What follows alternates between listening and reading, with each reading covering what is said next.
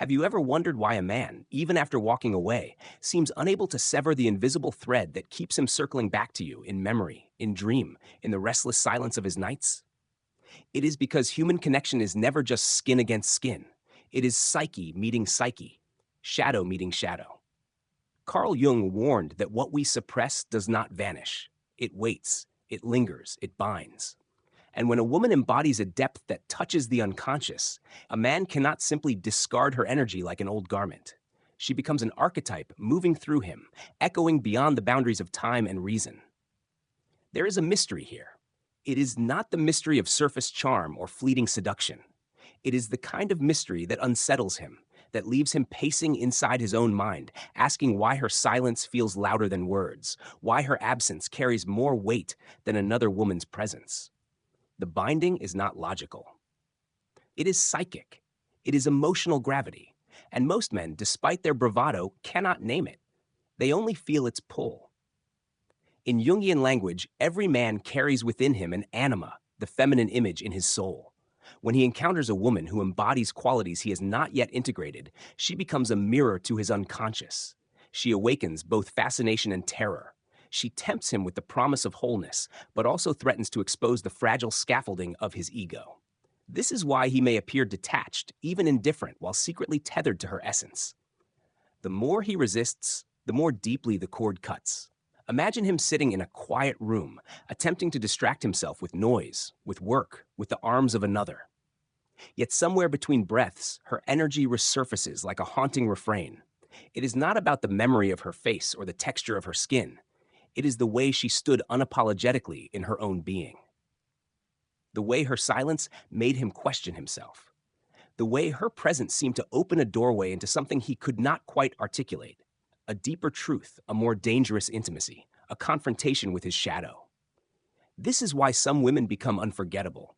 Not because they play games, not because they perform tricks of allure, but because they live aligned with something archetypal, something timeless. They embody the very mystery men fear and crave. They remind him of his incompleteness, and in doing so, they bind him far more than any confession of love ever could. The first mysterious sign appears when his attempts to diminish her only amplify her hold. He may dismiss her, mock her independence, or even disappear to prove his detachment. Yet within, he cannot stop replaying her words, her silences, the strange serenity she carried that his ego could not dismantle. Jung spoke of projection. When a man denies parts of himself, he projects them onto others. And so, when a woman embodies the qualities he suppresses, self-possession, freedom, spiritual depth, he projects both longing and resentment onto her. The paradox is cruel. The more he denies, the more she invades his inner life. Do you recognize the subtle power in this? It is not about conquest or control. It is about resonance. A woman who embodies her worth becomes a mirror he cannot shatter. And in that mirror, he sees both the man he wishes to be and the man he fears he is not. The binding is not in her hands. It is in his unconscious, wound tight like a knot that will not come undone. Most women are taught to fear this kind of connection, to dilute their depth so as not to intimidate. But here is where empowerment lies, in daring to remain whole, to remain mystery, to remain unowned. When a man encounters such a woman, his ego trembles because he knows he cannot master her through charm or dominance. She exists beyond the realm of conquest. She exists as a threshold to his own transformation, and that threshold burns. The Stoics once wrote that what disturbs a man is never the event itself, but his judgment of it. So too, what binds him is not the woman herself, but his interpretation of her. He binds himself when he cannot reconcile why her silence stings, why her absence feels like a wound, why her detachment exposes the emptiness of his distractions. He binds himself when he projects his anima onto her and then recoils from the power of his own projections. And in this dance, he becomes both prisoner and pursuer. You may never see this binding in plain sight. He may appear distant. He may speak as though unmoved. But watch for the restlessness in his eyes when her name is mentioned, the edge in his voice when her independence is praised.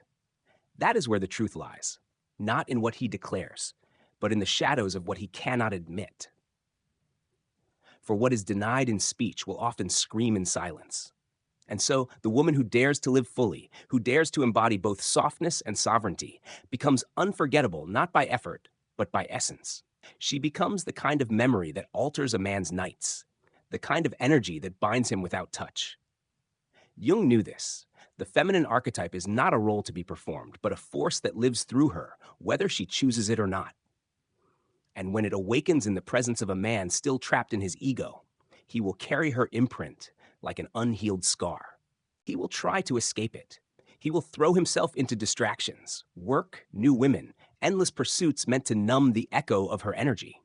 Yet the very force he resists begins to shape him from within. Jung described this as the confrontation with the unconscious, when what we repress becomes fate.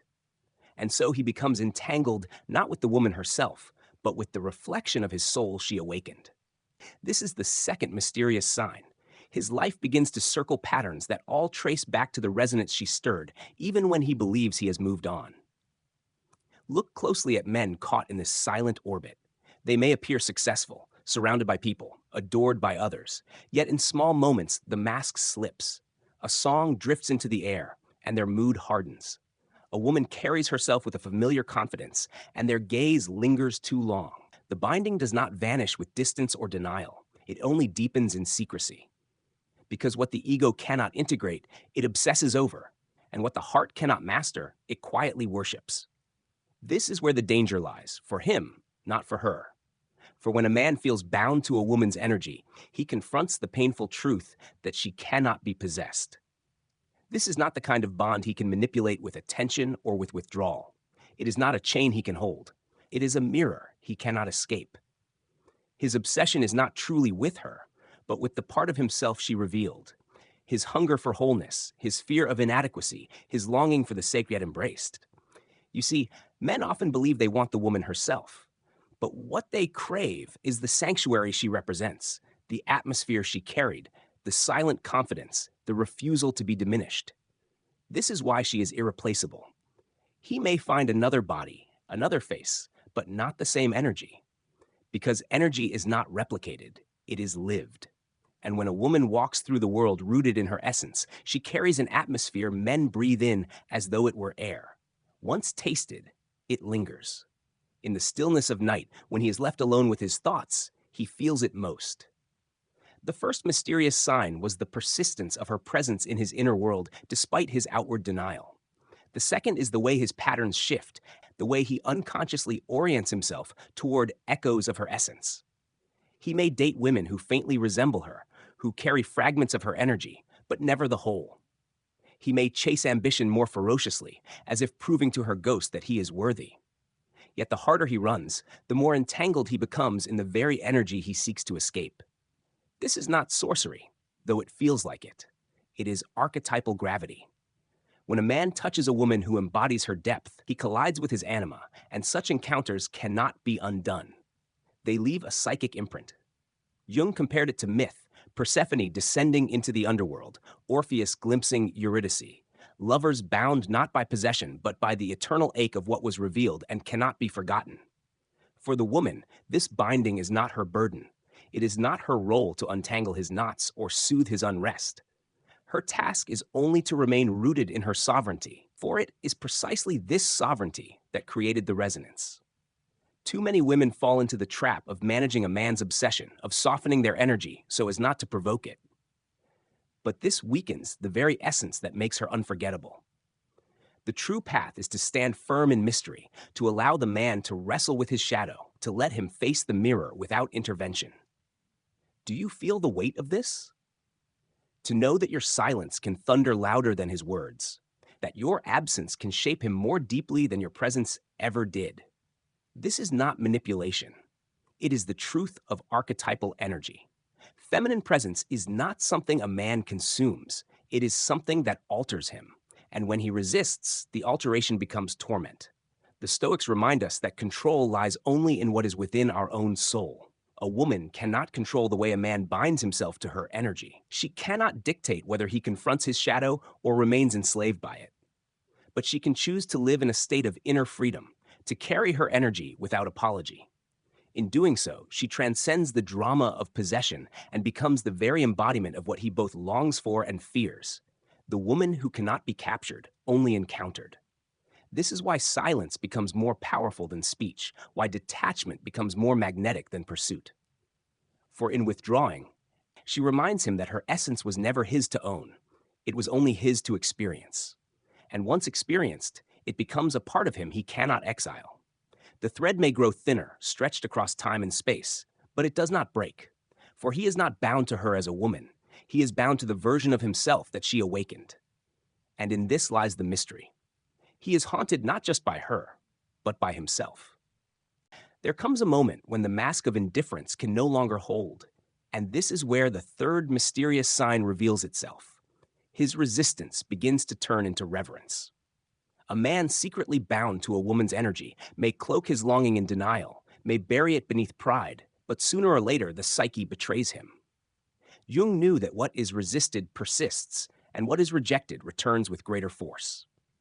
The feminine he once dismissed as weakness, he now begins to seek as sanctuary.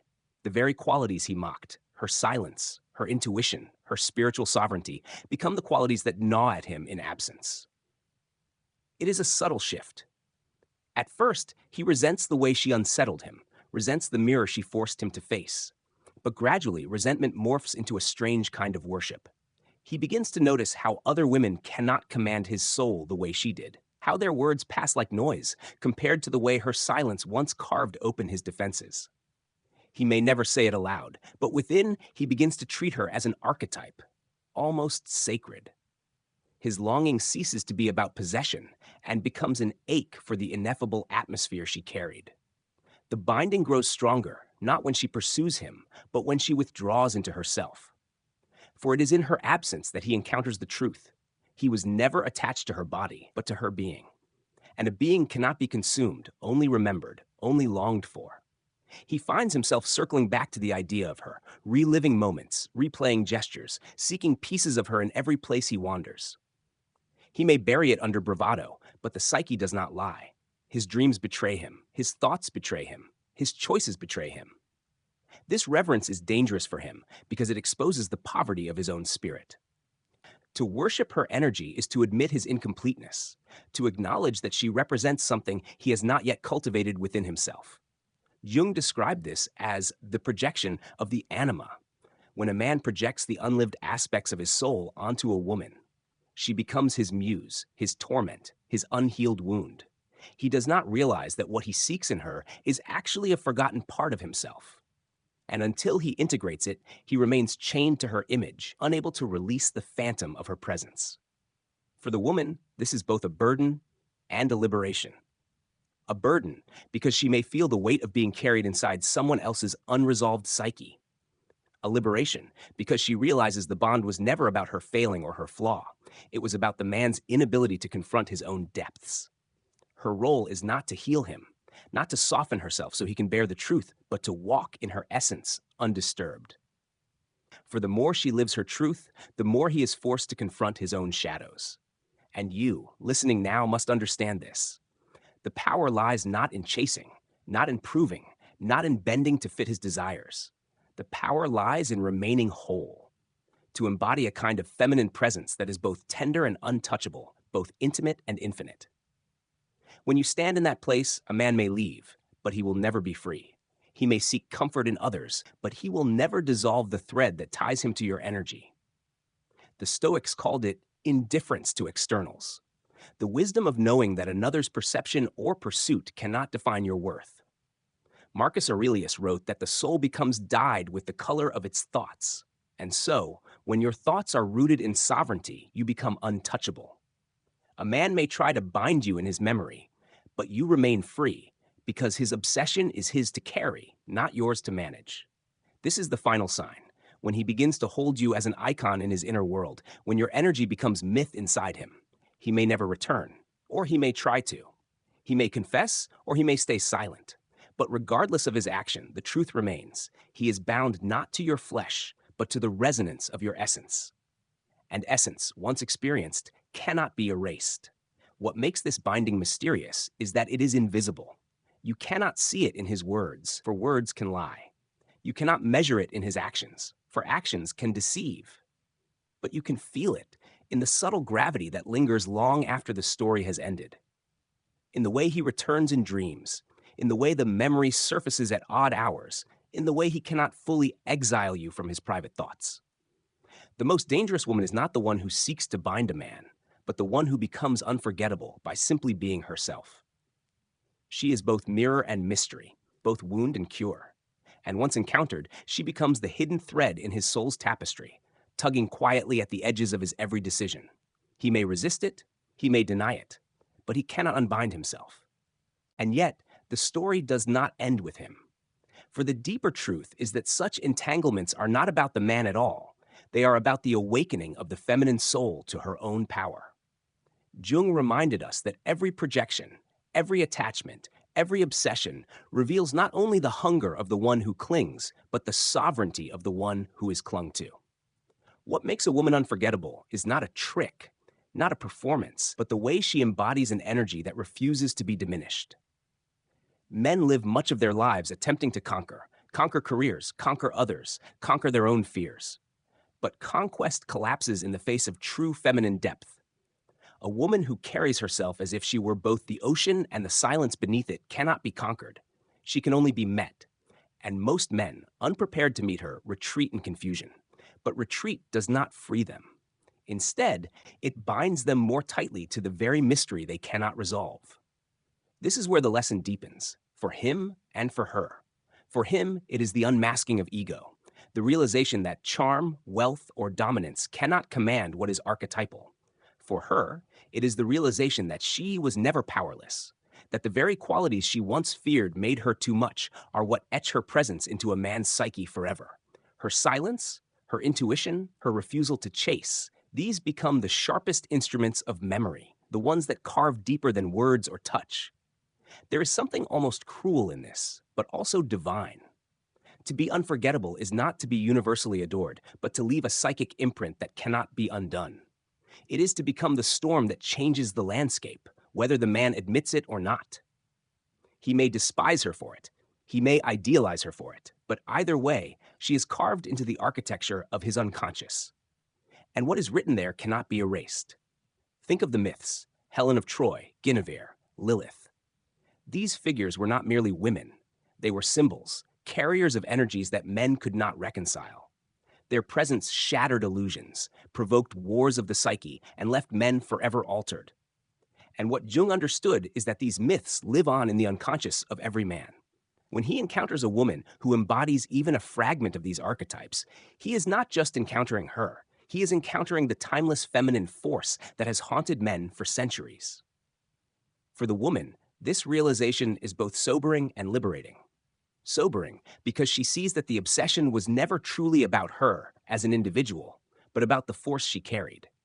Liberating because she learns that her worth was never contingent upon his recognition, his return, or his ability to hold her. The bond may feel personal, but it is archetypal. He is bound not because she begged, not because she bent herself into shape, but because she remained whole. And so, she learns the most powerful lesson of all. She does not need to chase, to explain, to prove. She does not need to wait for closure or to demand recognition. The thread that binds him is not hers to carry, it is his. Her task is only to walk forward, to deepen into her essence, to become even more of the mystery that first unsettled him. The more she does, the freer she becomes. The Stoics would call this freedom the mastery of self. Epictetus said, "No man is free who is not master of himself." The woman who knows her worth does not bind herself to the turbulence of a man's unconscious. She does not measure her value by whether or not he returns. She allows him to wrestle with his shadows, to wander in his longing, to confront the echoes of what he lost. But she herself remains sovereign, untouched by his storm, rooted in her own ground. And here is the paradox. The very moment she releases the need to be remembered is the moment she becomes unforgettable. For memory clings most fiercely to what it cannot possess. A woman who is no longer bound to proving herself becomes, in the eyes of a man, the eternal what if, the door he never walked through, the mirror he never had the courage to face. And no matter how far he runs, that phantom will follow him. This is why some women linger in men's lives like ghosts, not because they refuse to leave, but because they carried themselves with such truth that their energy became part of the man's inner myth. He cannot dissolve it. He cannot replace it. He cannot conquer it. He can only bow to it in silence, even if his pride will not let him speak. And so, the feminine rises not by chasing, but by embodying, not by demanding, but by being. And in being, she becomes the very force that men cannot exile from their souls. The woman who understands this ceases to seek her reflection in his eyes. She becomes her own reflection, radiant, untamed, sovereign. The woman who knows her worth doesn't chase, she chooses.